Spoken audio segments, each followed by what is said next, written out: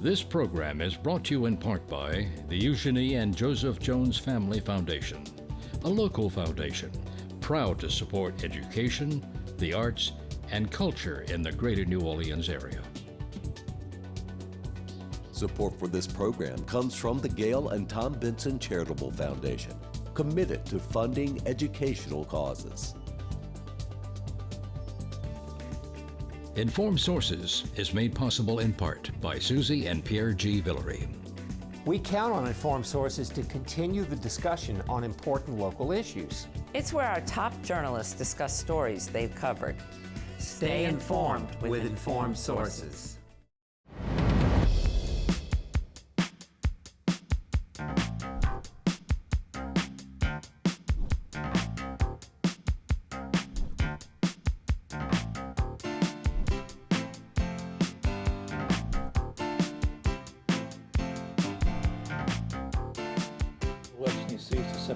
Hello, I'm Marcia Kavanaugh. Thanks so much for joining us.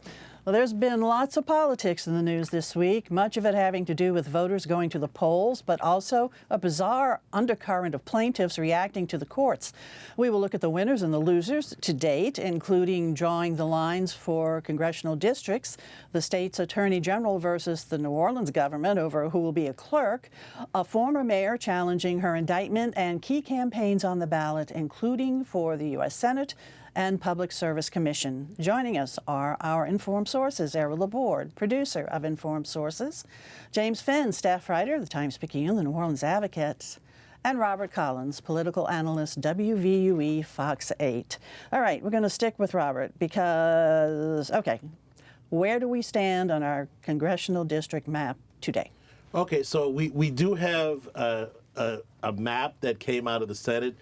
A lot of people don't realize that Senate hearing on redistricting literally went all night. I mean, I was periodically checking in on it, calling people. It was 3 a.m. in the morning. Oh, it's still going on. 4 a.m. in the morning, 5 a.m. Oh, it's still going on. So literally you had like almost a 24-hour hearing there to get those maps. So there is a map that was reported out of committee. It has to go over to the House side now, so it still could be changed.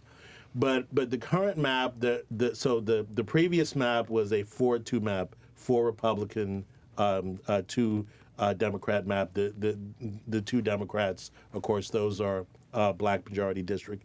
The current map is a proposed 5-to-1 map, so they would be 5 in theory Republican districts and 1 Democratic district, even though obviously people still need to run for them, so we don't know what the party will end up, but that's probably what it will end up. The one Democratic district, majority Democratic district, is also the 1 black majority district. So that means the change will be there will be 1 less Democrat in the congressional delegation, and there will be 1 less black majority district and black congressman in the delegation. The current black majority district that was proposed is the 2nd congressional district, which is currently Troy Carter's district. So Congressman Cleo Fields has said that he will not run against Congressman Carter for that seat. So as of right now, it appears that Congressman Fields' district is being dismantled, and he will not run for re-election. That's the one the Supreme Court had said was unconstitutional, Yes. right? And that's why we're coming back and redrawing the maps. E, you wanted to say something? So really, in terms of black-white districts, we're back to where we were when this all started. Exactly. Yeah. We're back to where we were a few years ago, before the original set of legislation, before the original set of litigation started in giving us the 2nd black majority district. But Cleo Fields made this a lot easier by just saying, "I'm not going to run." I mean, he could have. He could have fought. He could have stirred up a lot of passion and everything else. So. He could have run, but Cleo's a smart politician, and I think he looked at the geographic lines, and the lines of that district really do benefit Troy Carter. So I think in a head-to-head match with Troy Carter, I believe Troy Carter wins that district regardless. So I don't think Cleo would have gained anything by trying to run for that seat. So the redrawing of District 2, Congressman Carter's present district, where does it? Did it change much? It's a lot of New Orleans, but it goes up to Baton Rouge. Yeah. Well, so it sort of snakes up a little along the Mississippi River. It does go closer to Baton Rouge, but it is but all things considered, it is a fairly compact district. It's not a slash or anything like that. It is an elongated district. It's not a seatbelt across the state. Or it's not a it's not a perfect square or perfect circle. It is an elongated district, but it is compact enough, I believe, to pass the Supreme Court's test for compactness. Now, there were some other maps, and there was one that was just a little bit more representational of communities? Sure. Well, there were several maps proposed. Senator Price proposed the map, which, geographically looked a little more rational in terms of keeping communities of interest together. It kept Acadiana together, the Baton Rouge metro area, New Orleans metro area, North Louisiana, and the districts were fairly compact. Now, interestingly enough, in that map, there were no actual black majority districts, but there were districts that he called black opportunity districts. So they had maybe 42, 43, 44% black. And his theory was, even though they're not a black majority district, the theory is, a district that has 40 to 45% black population at least gives a black politician a chance, a reasonable chance to win that seat. Whereas, let's say a seat with like 10% black population might not. I mean, a lot of people have to understand the history of the Voting Rights Act, the Voting Rights Act, and why Section 2 was put there in the first place. Is because historically, black politicians, black candidates simply could not get elected in southern states. They could get elected in northern states, but not in southern states. And for people who don't understand the history, I can tell you, even to this day, in the states of Louisiana, Mississippi, or Alabama, the three primary Deep South states, a black candidate has never been elected in a majority white congressional district, even when that candidate has been a conservative Republican. Because I know a lot of people say, oh, well, it's not about race, it's about party. But we have had conservative Republican black candidates run for congressional seats. So, I mean, the reality is, until somebody actually does it, until a black Republican actually runs and gets elected in a majority white district, a lot of people are going to believe that it's not possible, that the only way for a black candidate, Republican or Democrat, to get elected in the Deep South is through either a black majority district or what Senator Price called a black opportunity district, a district with 45% black population. But we don't have a final map yet. It still we needs don't to go have through a final the Senate. map yet. It has to go came over out of to the Senate and it goes to the House. It has to go over to the House side. The House has to debate it. There's still a lot of things that have to happen for before to get ready for the midterm elections. We're assuming with the new maps they're going to have to open up qualifying again. They're going to have to set a whole new set of dates because remember, the governor postponed the election.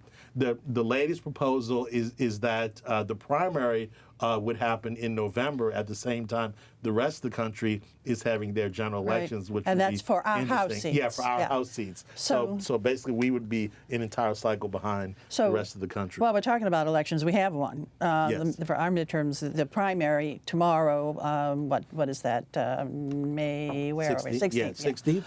Yes. So let's talk about that, particularly the Senate race right now. How is that looking with Bill Cassidy, incumbent, seeking another term? How is that looking for him?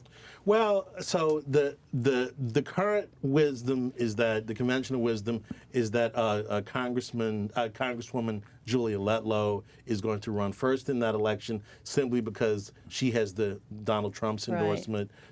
So we do believe that she's going to run first. The question is who gets into the runoff with her. We don't believe she's going to win. She's going to win it outright. Win 50% plus one in the first primary.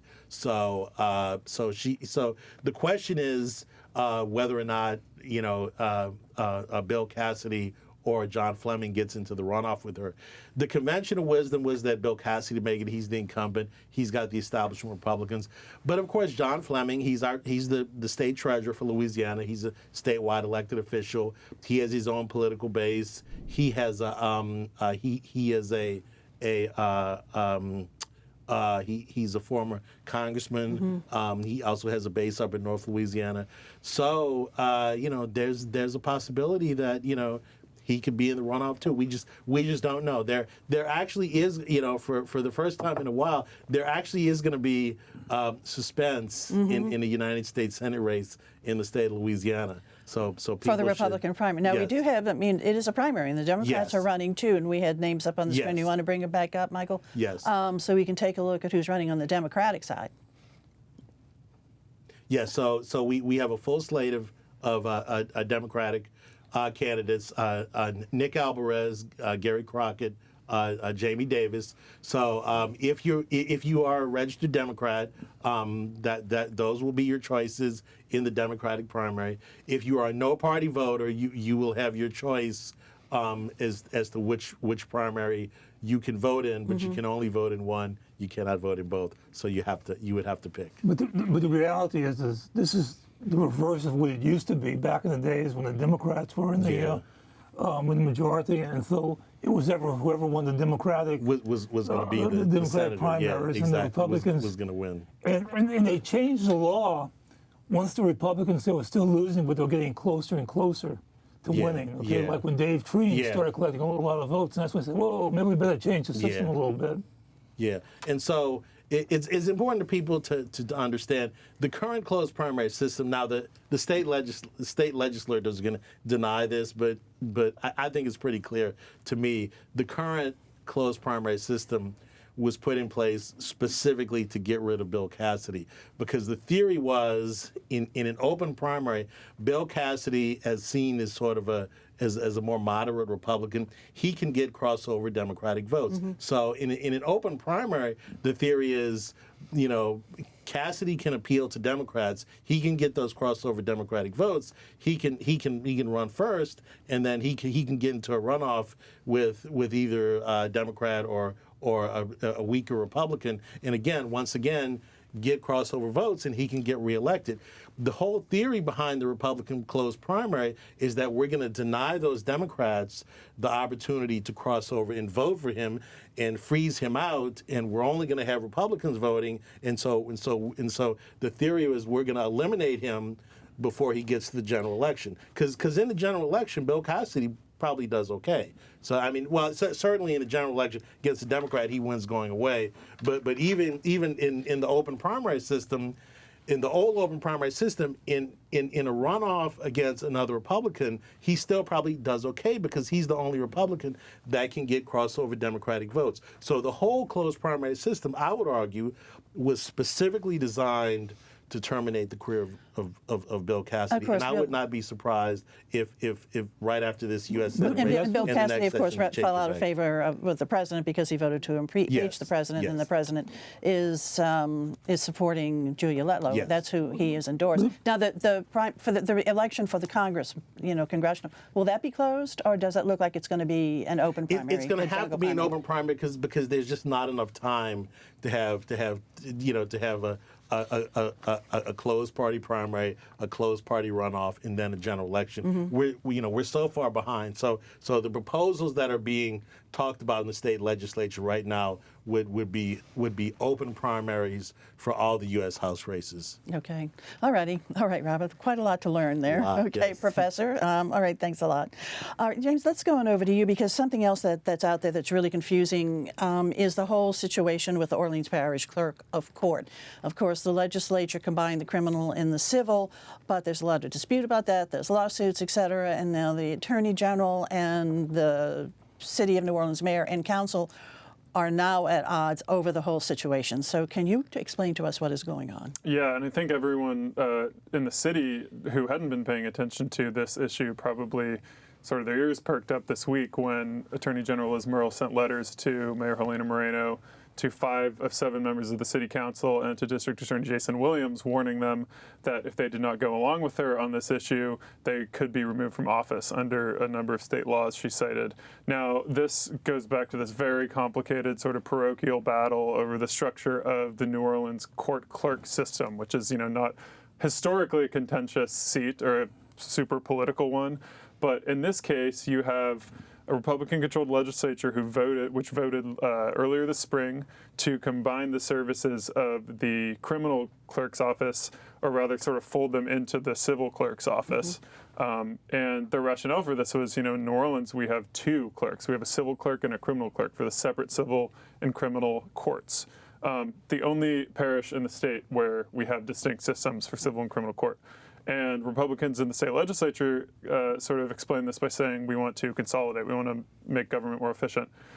This was widely criticized in New Orleans, though, as retaliation against Calvin Duncan, a man who was wrongfully imprisoned for several decades and had run successfully for the criminal clerk position last fall, won in a landslide against a powerful incumbent with the backing of most of the city's political establishment. And so this was really viewed as an attempt to get rid of his job, before he took the office by conservatives in Baton Rouge within the city and by many of the politicians in New Orleans. And so days after Governor Jeff Landry signed this law, which actually happened right before Calvin Duncan was supposed to take office, Mayor Moreno called the city council to hold a meeting and trigger an election for the newly merged clerk's position, basically under the rationale that this is a new position, the voters have to fill it. And so this prompted the council to meet, and they voted to call the election. And suddenly things escalated with these letters this week from the Attorney General to the local officials. And of course, the council named a new interim clerk. That's correct. They named former Judge Calvin Johnson to the position. And honestly, the whole episode has, I think, created more confusion as, the mood is really ramped up with these aggressive letters from the Attorney General, because the council's appointed an interim clerk. Meanwhile, the civil clerk whose services or who assumed the services of the criminal office is now claiming to be the rightful clerk. So there's all this confusion. Chelsea Napoleon, the civil clerk, is running things over at the clerk's office, it seems, although for a while it wasn't really clear who was in charge. Because the state Supreme Court stepped in, correct? That's correct. The state Supreme Court stepped in this week with a ruling on all of these questions. Okay, yeah, it just definitely leaves everybody confused. And of course, A.G. Marl says that her letter wasn't a threat. She was just simply stating what the law would provide if they would go through with a special election. And what they say is they would need a special election because a new office was actually created. And so somebody would have to be elected to fulfill that office. But according to A.G. Marl, a new office was indeed not created. It was just, as you said, a merger, a consolidation. Correct. The Attorney General's argument is that the services of the criminal clerk's office have just been sort of merged into the civil clerk's office, and that a new position wasn't created. That it's just the consolidation is what has happened here. This is disputed by some folks who point out that the reading of the actual legislation that was passed says it's an elected position without elaborating too much. Mm-hmm. So again, a lot of confusion. A lot of confusion and a lot of lawsuits also. A lot of lawsuits. The state Supreme Court is asking all parties to submit briefings. To submit their briefs next week and their arguments. So I guess we'll see what happens right now to see how this is all going to play out, of what that clerk's office is going to look like and who's going to actually be the clerk. But for right now, it is Napoleon, and she is overseeing the elections because this is a real crucial time. Correct. Yeah, we have a big election tomorrow, Saturday, right. and all these questions are coming up at a time when people are wondering who's going to be running our election system. Right. Okay, some other court action, but this was in the federal court area. Cantrell, the former mayor, LaToya Cantrell, and her former bodyguard, Jeffrey Vappy, both of their lawyers have filed filings with the court, with the federal court, disputing some new evidence that the prosecution says they want to introduce. Tell us about that. So federal prosecutors want to introduce a bunch of new evidence in this case, and it's not directly related to the formal charges that former Mayor Cantrell and Mr. Vappy face. You'll recall that they were charged last year under a superseding indictment with wire fraud, obstruction, conspiracy, all related to this scheme that prosecutors laid out, where they alleged the former mayor and her bodyguard took a number of trips on taxpayers' dime using city money, and in fact were going on romantic liaisons, enjoying themselves on these trips, and then covering up the trips by deleting evidence, deleting messages and such. None of the evidence that prosecutors want submitted now is directly related to that. It is rather evidence of a pattern that they argue really sheds light for a potential jury on behavior that went into this scheme. And what they want to tell the jury about is a number of campaign finance expenditures from the former mayor, where she spent campaign money on alcohol and clothes, and then allegedly entered false campaign finance reports, sort of claiming that the expenditures were for other things than what they really were. And then also they want the jury to hear about a couple of rings that Mr. Vappy allegedly gifted her and then did not disclose to federal prosecutors when they say he was supposed to. And this has touched off a bit of a court battle with the attorneys for Mr. Vappy and former Mayor Cantrell, who basically alleged that, you know, this request by the prosecution is making this whole trial a referendum on former Mayor Cantrell's campaign spending practices, which, as they point out, you know, are not substance of the actual indictment they face, as well as you know, sort of getting down a rabbit hole of a number of facts that just don't have a ton to do with the criminal charges they actually face. So that's ramping up all in advance of their October trial date, which may be delayed, although it's been delayed several times already. So we'll see whether that has to happen again. Are the two going to be tried together? As of now, they are. They are going to be tried together. And one of the things that came up in the court filings recently was in his opposition to this pile of new evidence that the prosecutors want entered, Sean CLERK, who is Mr. Vappy's attorney, wrote that if they are able to submit this evidence, he will have to ask the judge to sever the proceedings, basically saying that if you're going to make this a referendum on the former mayor's campaign finance, which really has nothing to do with my client, former police officer, we're going to have to try them separately. All right, James, thanks a lot. Okay, Ian, over to you. Is there other elections on the ballot for tomorrow? There's a lot of elections on the ballot. Throughout the parish level, there's some judge sips and some various parish officials. The one I think of, there are two of kind of what I think what you call statewide interests. One is the Public Service Commission. There is the Public Service Commission, which regulates common carriers. It's a very powerful organization. In fact, it was the forerunner of the Public Service Commission, which was called the Railroad Commission back in the 1920s, that got Huey Long his start. He was a railroad commissioner, and despite the name, they regulated common carriers, including the oil industry. And so Huey Long rose to power by becoming a champ of taxing the oil industry higher and lowering the taxes on people. So Louisiana populism, which really influenced national populism, really started out of the whole Railroad Commission and then the Public Service Commission. And so for many years, because of Huey Long's rise to power, a lot of people ran for Public Service Commission because they thought maybe the same thing would happen to them. And two governors, Robert Kennan and John McKithen, were elected having been Public Service Commissioners. Anyway, the election tomorrow, you don't hear as much about the Public Service Commission, but they have a lot of responsibility in terms of regulating utilities. With this whole thing with MEDA and all of the artificial intelligence and the data collection centers, that's going to be a huge issue that they're dealing with. A whole new area, so we see the candidates here. What you see right there are the Republican candidates. There's the Republican primary. Technically, there's a Democratic primary, too, except everybody dropped out of the Democratic primary except one person who's really not a high-profile candidate. So whoever winds up winning is going to come from these five people. A couple of them are legislators. People in the Lakeview area might recognize Stephanie Hilferty, who's Lakeview and then into Metairie. And then John Young, who used to be parish president in Jefferson Parish.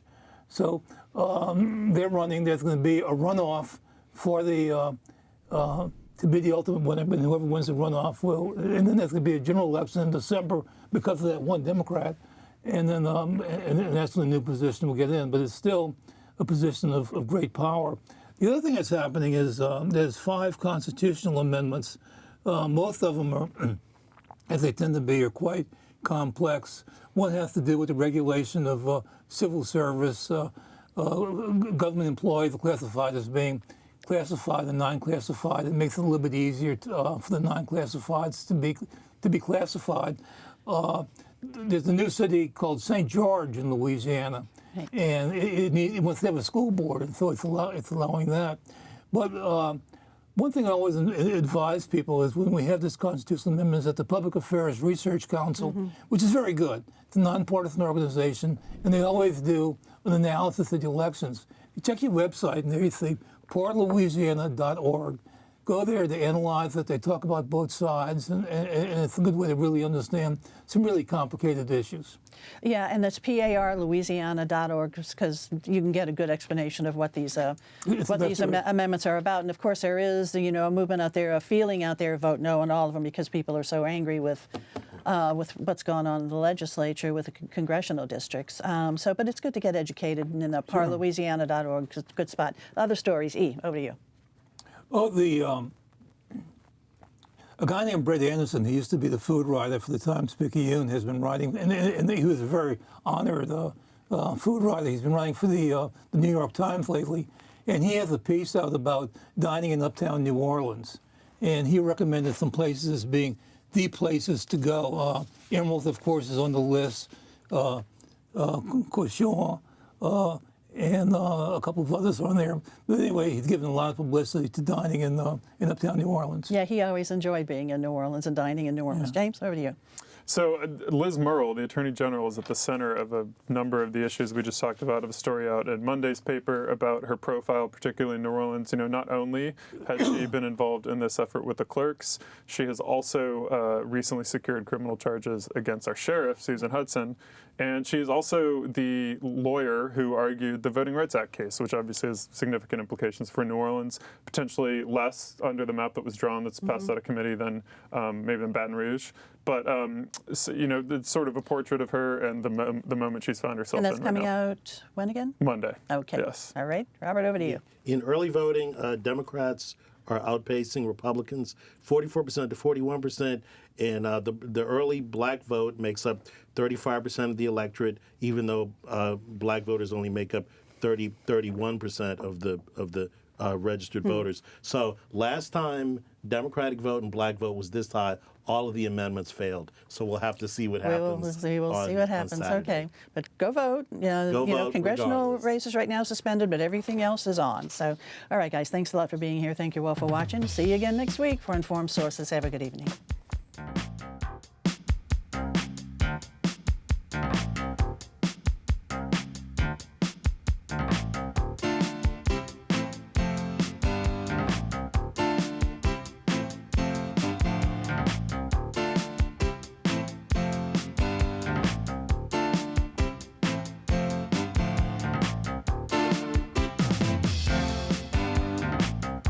Informed Sources is made possible in part by Susie and Pierre G. Villery. We count on Informed Sources to continue the discussion on important local issues. It's where our top journalists discuss stories they've covered. Stay informed with Informed Sources. Support for this program comes from the Gail and Tom Benson Charitable Foundation, committed to funding educational causes. This program is brought to you in part by the Eugenie and Joseph Jones Family Foundation, a local foundation proud to support education, the arts, and culture in the greater New Orleans area.